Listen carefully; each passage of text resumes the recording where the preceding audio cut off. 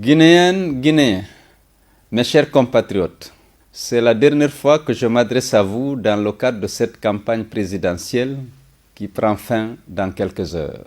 Je voudrais la saisir pour vous dire toute ma reconnaissance qui exprime aussi mon grand merci. En effet, l'intense ferveur populaire qui a entouré ma tournée témoigne sans doute de votre adhésion à l'homme politique que je suis et à mon projet unir et servir la Guinée.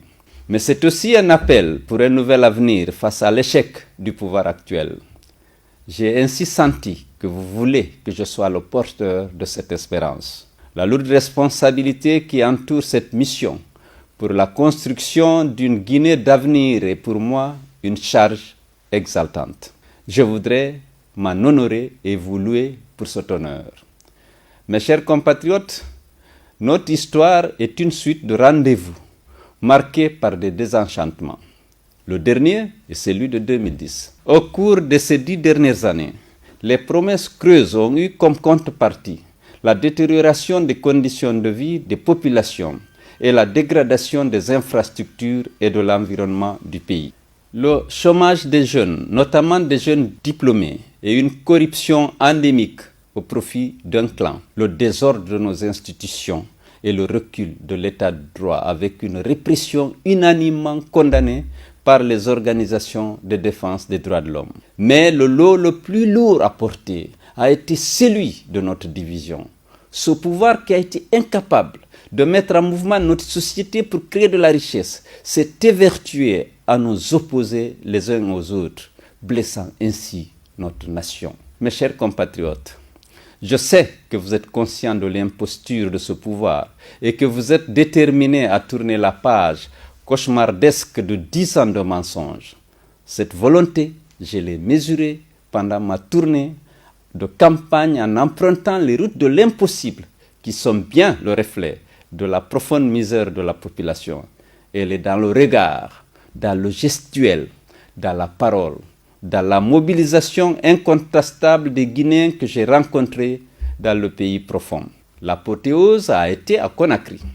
La déferlante qui a eu lieu a rassemblé des citoyens qu'aucune frontière de quelque nature qui soit ne sépare. Cette vague humaine est contre le troisième mandat. Cet après-moi, c'est moi de Alpha Condé qui choque la dignité de notre peuple.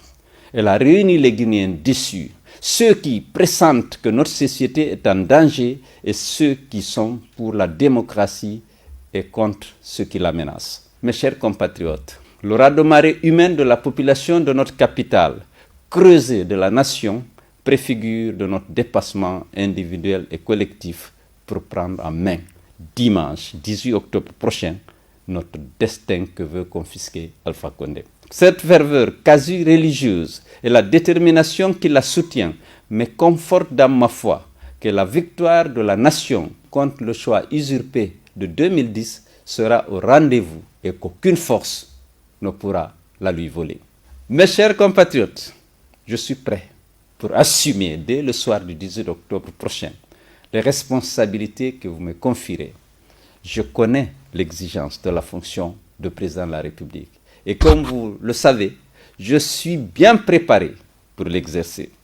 Je discerne les attentes de notre peuple, les défis auxquels notre nation est confrontée et les opportunités que renferme notre pays. Candidat désormais de tous les Guinéens, je serai le président de la République, c'est-à-dire de tous les Guinéens. Ma première mission sera de veiller à la cohésion nationale. Mes chers compatriotes, tant que les Guinéens seront divisés par catégories ethniques, opposés les unes aux autres, comme le pouvoir actuel l'a favorisé, le redressement du pays que nous appelons de nos voeux ne pourra pas se réaliser.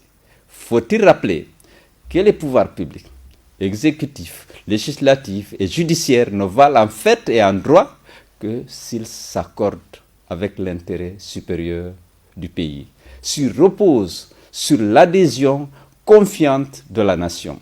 C'est pourquoi la refondation de notre État sera au cœur de mes priorités. Elle appellera des réformes profondes dans la justice, les forces de défense et de sécurité et l'administration. Il faut un consensus pour imposer ces réformes qui ne prendraient pas en compte cette fois-ci l'ethnie ou la région. Je compte donc constituer un gouvernement ouvert aux forces politiques et à la société civile représentative de la nation. Cet État refondé, respectueux des droits et des libertés de tous les citoyens et soucieux de leur solidarité, mais aussi exigeant concernant le devoir de tous, qui peut réconcilier les Guinéens avec leur avenir commun. Avec un État juste et impartial, avec un État stable, la nation se rassemblera sur elle-même pour se mettre en mouvement sur le chemin du progrès. Grâce aux opportunités qu'offrent les richesses de notre territoire, je compte très rapidement satisfaire les besoins d'emploi des jeunes, notamment les chômeurs diplômés, et améliorer le niveau d'autonomisation des femmes.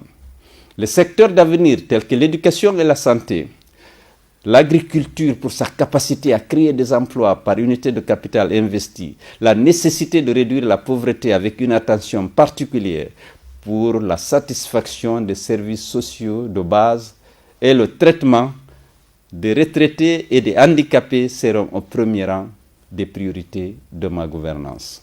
Mes chers compatriotes, au cours de ces 10 dernières années, la pauvreté s'est encore accentuée dans notre pays et les libertés ont reculé. Nous ne devons plus accepter que la Guinée continue à être dans la queue du peloton du monde. Seul le développement de notre pays le fera respecter et les Guinéens retrouver la considération qu'ils méritent.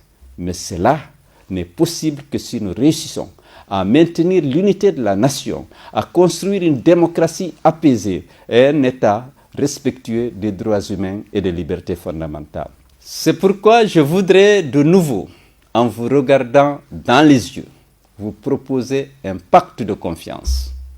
Je sollicite votre confiance pour me confier notre destin commun pour les 5 prochaines années en votant massivement pour moi dimanche 18 octobre. En retour, je m'engage à faire démarrer l'ascenseur social pour qu'en 2025, vous puissiez constater que votre niveau de vie a augmenté et les perspectives sont favorables pour vos familles et pour notre nation. Votre État aura réussi à réconcilier les fils de la nation, à donner une image positive de notre pays et à susciter la confiance et le respect dans ces institutions. Je vous fais confiance pour obtenir votre vote. Faites-moi confiance pour construire une Guinée d'avenir. Vive la Guinée, vive la République.